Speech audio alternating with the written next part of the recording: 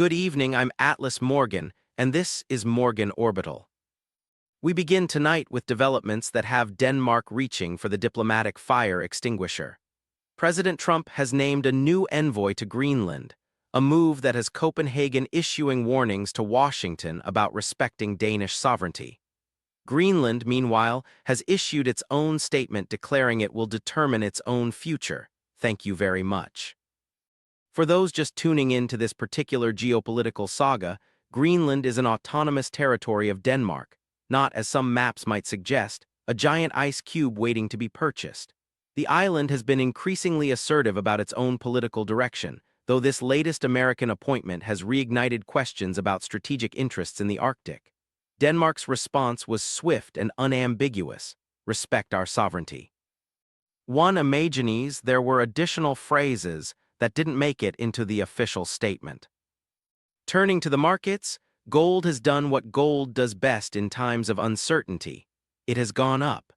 The precious metal climbed above $4,400 today, setting a new record high.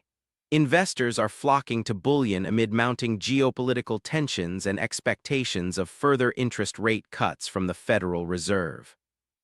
The logic is straightforward enough. When the world feels uncertain and money becomes cheaper to borrow, gold becomes attractive as a store of value. For those keeping score, this marks another milestone in gold's remarkable run. Whether you view this as prudent hedging or a collective vote of no confidence in everything else, the metal doesn't particularly care. It just sits there being expensive. And finally, tonight, we turn to Moscow, where a Russian general has been killed by a car bomb. Fanil Sarvarov, the head of the Armed Forces Operational Training Department, was confirmed dead by Russia's investigative committee. The explosion occurred in the Russian capital itself. Details remain scarce, as they often do in these cases. No group has claimed responsibility. The targeting of a senior military official in Moscow represents a significant security breach, regardless of who is ultimately determined to be responsible. Russia's investigative committee has opened a criminal case, which one suspects is something of an understatement given the circumstances. That's our broadcast for December 22, 2025.